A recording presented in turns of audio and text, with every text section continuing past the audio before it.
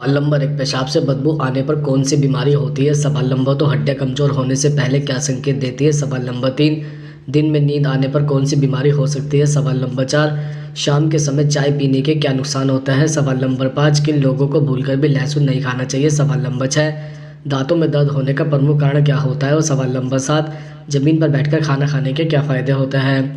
सवाल नंबर 1, पेशाब से बदबू आने पर कौन सी बीमारी होती है? दरअसल पेशाब से बदबू आने का मतलब यह हो सकता है कि आपको अधिक पानी पीने की ज़रूरत है, लेकिन अगर आप किसी दवाओं पर हैं या विटामिन, कॉफ़ी, शराब, सौंफ, लहसुन और प्याज जैसी चीज़ों का सेवन करते हैं तो यह भी पेशाब से बदबू आने का कारण हो सकता है। अब हम आपको बताते हैं कि किस तरह की बदबू आने पर कौन सी बीमारी होती है। जैसे नंबर 1, डायबिटीज़। डायबिटीज़ के मरीजों में अक्सर मीठे फल जैसी तेज़ गंध आती है। यह इस बात का संकेत होता है कि आपका डायबिटीज़ असंतुलित हो गया है और शुगर बढ़ गया है, इसलिए आपका शरीर आपके रक्त में अतिरिक्त चीनी से छुटकारा पाने की कोशिश कर रहा है। नंबर 2, सिरप जैसी तेज़ गंध। शिशुओं और बच्चों के पेशाब से अक्सर ऐसी गंध आती है। यह असल में बच्चों में पानी की कमी, पेट खराब होना, दौरे पड़ना, नींद न आना, चिड़चिड़ापन और खराब आहार का संकेत हो सकता है। इस स्थिति में डॉक्टर को दिखाएं। नंबर 3, सड़ी हुई चीज़ों के जैसी बदबू। सल्फर से ज़्यादा भरपूर चीज़ों का सेवन मूत्र की गंध को बढ़ा सकता है। यह गंध आमतौर पर सड़े हुए गोभी या सड़े हुए अंडे से तुलना की जाती है और लहसुन और प्याज खाने से आ सकती है। ऐसे में इन चीज़ों का सेवन कंट्रोल में करें। नंबर 4, ओमिनिया जैसी तेज़ बदबू। ओमिनिया जैसे पेशाब की गंध इस बात का संकेत है कि आपके शरीर में पानी की कमी है। साथ ही यह मूत्रपथ के संक्रमण यानी यूटीआई, बढ़ा हुआ यूरिक एसिड और किडनी व लीवर से जुड़ी समस्याओं का संकेत हो सकता है। सवाल नंबर 2, शाम के समय चाय पीने के क्या नुकसान होते हैं? दरअसल भारत में ज़्यादातर लोग चाय पीना पसंद करते हैं। सुबह हो या शाम कुछ लोग चाय पीने का मौका नहीं छोड़ते। 70% भारतीय चाय पीना पसंद करते हैं। 70% में से 30% लोग शाम को चाय पीना पसंद करते हैं। लेकिन क्या आप जानते हैं कि शाम को चाय पीने से सेहत पर बुरा असर पड़ सकता है? दरअसल कुछ हेल्थ एक्सपर्ट का मानना है कि शाम को चाय पीने से सेहत पर बुरा असर पड़ता है। सोने से 10 घंटे पहले चाय का सेवन करना चाहिए। हालांकि जिन लोगों को नींद से संबंधित या तनाव से संबंधित समस्या होती है उन्हें शाम को चाय का सेवन नहीं करना चाहिए। इसके अलावा जो लोग वजन बढ़ाना चाहते हैं, गैस की समस्या से पीड़ित मरीज हैं या आज संबंधी समस्याओं का सामना कर रहे हैं, उन्हें शाम के समय चाय नहीं पीनी चाहिए। हेल्थ एक्सपर्ट के मुताबिक लोग शाम को दूध वाली चाय पीने की जगह बादाम खा सकते हैं, लेकिन अगर आप चाय के ज़्यादा शौकीन हैं तो दिन में 1 कप ही चाय पिए। सवाल नंबर 3, हड्डियाँ कमज़ोर होने से पहले क्या संकेत देती है? जैसे नंबर 1, हड्डियों में दर्द होना हड्डियाँ कमज़ोर होने का एक प्रमुख संकेत है। जब हड्डियाँ कमज़ोर होने लगती है तो आपको घुटनों, हाथों के जोड़ों पर दर्द हो सकता है। यह दर्द आपको तब हो सकता है जब शरीर में विटामिन डी, कैल्शियम और मैग्नीशियम की कमी की वजह से हड्डियाँ कमज़ोर होने लगती है। नंबर 2, सिर्फ हड्डियों का दर्द ही नहीं बल्कि मांसपेशियों में होने वाले दर्द और ऐंठन भी हड्डियाँ कमज़ोर होने का संकेत हो सकता है। अगर आपको लंबे समय से हाथों या पैरों की मांसपेशियों में दर्द रहता है तो इसमें बिल्कुल भी नज़रअंदाज ना करें। समय बढ़ने पर समस्या भी बढ़ सकती है और आपकी दिनचर्या प्रभावित हो सकती है। नंबर 3, कई बार हम गिर जाते हैं, लेकिन जब हड्डियाँ मजबूत होती हैं तो जल्दी से फ्रैक्चर नहीं होती है।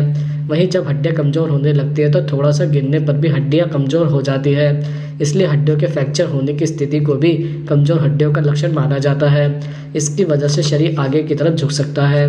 नंबर 4, कई लोगों का शरीर कमर से आगे की तरफ झुका होता है। यह भी कमज़ोर हड्डियों का लक्षण हो सकता है। दरअसल कई बार अधिक भार उठाने से हड्डी आगे की तरफ झुक जाती है। यह कमज़ोर हड्डियों की वजह से ही होती है। नंबर 5, अक्सर आप कोई सामान पकड़ते हैं और वह हाथ से छूट कर नीचे गिर जाता है। कभी कभार ऐसा होना सामान्य होता है, लेकिन अगर अक्सर ही आपके हाथ से सामान या चीज़ें नीचे गिर जाती है या आपकी पकड़ कम हो गई है तो यह भी हड्डियाँ कमज़ोर होने का लक्षण होता है। सवाल नंबर 4, दिन में नींद आने पर कौन सी बीमारी हो सकती है? जैसे नंबर 1, दिन में नींद आने की वजह मानसिक बीमारियां भी हो सकती है। डिप्रेशन या चिंता की वजह से कुछ लोगों को नींद आने लगती है। ऐसा होने पर तुरंत डॉक्टर से परामर्श कर लेना चाहिए। नंबर 2, विटामिन B12 हमारे शरीर में कई पोषक तत्व देता है। ये हमारी नींद को भी बैलेंस करता है। विटामिन B12 की कमी होने की वजह से रात को बेचैनी रहती है। इसके चलते दिन के समय नींद आती है। नंबर 3, स्लीप एपनिया एक गंभीर स्लीप डिसऑर्डर है। इसमें रात के समय बीच बीच में नींद टूट जाती है। नींद पूरी न होने की वजह से दिन भर थकान बनी रहती है, जिसकी वजह से दिन में कभी भी नींद का झटका आ जाता है। यह पूरी सेहत को प्रभावित करता है। सवाल नंबर 5, किन लोगों को भूलकर भी लहसुन नहीं खाना चाहिए? जैसे नंबर 1, जिन लोगों को एसिडिटी की समस्या है उन्हें लहसुन खाने से सीने में जलन हो सकती है। ऐसे में उन्हें इससे बचना चाहिए। इसके अलावा एसिडिटी से परेशान लोगों को खाली पेट लहसुन का सेवन बिल्कुल भी नहीं करना चाहिए। नंबर 2, अगर आप पेट काफ़ी ज़्यादा कमज़ोर है और कुछ भी खाने से आसानी से ख़राब हो जाता है तो आपको लहसुन का सेवन नहीं करना चाहिए। इससे आपकी समस्या और भी ज़्यादा बढ़ सकती है। नंबर 3, अगर आपको सांस से और शरीर से पसीने की बदबू आने की समस्या है तो आपको लहसुन का सेवन बिल्कुल भी नहीं करना चाहिए। इससे समस्या और भी ज़्यादा बढ़ सकती है। नंबर 4, अगर आप खून को पतला करने वाली दवाइयों का सेवन कर रहे हैं तो आपको लहसुन का सेवन सीमित मात्रा में ही करना चाहिए।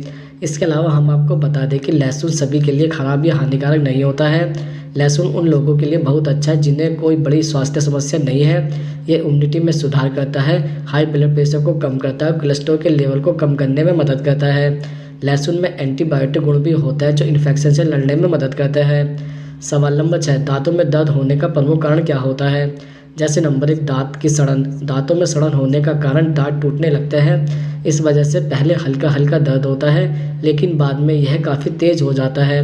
जब दांतों में सड़न पैदा करने वाले बैक्टीरिया दांतों के नर्व्स तक पहुंच जाता है तो असहनीय पीड़ा होती है, जिसका ट्रीटमेंट रूट कैनल से होता है।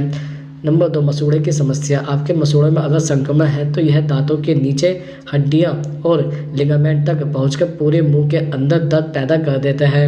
हमें ख्याल रखना चाहिए कि मसूड़ों में दर्द से पहले ब्लड कंट्रोल रहे। ऐसा होने पर डॉक्टर को दिखाएं। Number 3, oral infection. अगर आप सही तरह से मुंह की सफाई नहीं करते हैं तो आपको गंभीर इन्फेक्शन हो सकता है।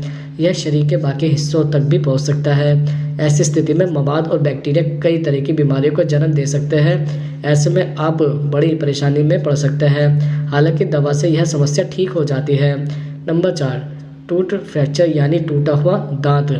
किसी दुर्घटना की वजह से अगर दांत टूटता है तो यह भी काफ़ी असहनीय पीड़ा लेकर आता है। ऐसा होने पर ब्लीडिंग और सूजन की समस्या भी होती है। एथलीट या कई प्रोफेशनल में दांत टूटना काफ़ी सामान्य भी होता है, लेकिन दर्द तो होता ही है। सवाल नंबर 7, ज़मीन पर बैठकर खाना खाने के क्या फ़ायदे होते हैं? जैसे नंबर 1, जब आप ज़मीन पर बैठकर खाते हैं तो आपको लगातार आगे की तरफ झुकना पड़ता है, जिससे शरीर का ब्लड सर्कुलेशन ठीक तरीके से काम करता है। इस वजह से हार्ट को ब्लड पंप करने में कम मेहनत करनी पड़ती है। नंबर 2, ज़मीन पर बैठकर खाने से रीढ़ की हड्डी के निचले भाग पर जोर पड़ता है और यहाँ की मसल भी मजबूत बनती है। इससे शरीर को आराम पहुँचता है। नंबर 3, जब हम फर्श पर बैठकर खाते हैं तो घुटने मोड़ने पड़ते हैं। यह घुटनों की बेहतरीन एक्सरसाइज होती है। इस तरह बैठने से जोड़ों के दर्द में भी राहत मिलती है। नंबर 4, हार्ट पेशेंट के लिए भी ज़मीन पर बैठकर खाना खाना हेल्दी माना जाता है। जब ज़मीन पर बैठकर खाया जाता है तब खून का संचार दिल तक आसानी से होता है, जिससे किसी तरह की समस्या नहीं होती है। नंबर 5, ज़मीन पर बैठकर खाने से पेट की मांसपेशियां लगातार एक्टिव रहती है। इससे डाइजेशन अच्छा होता है और भूख भी अच्छी लगती है।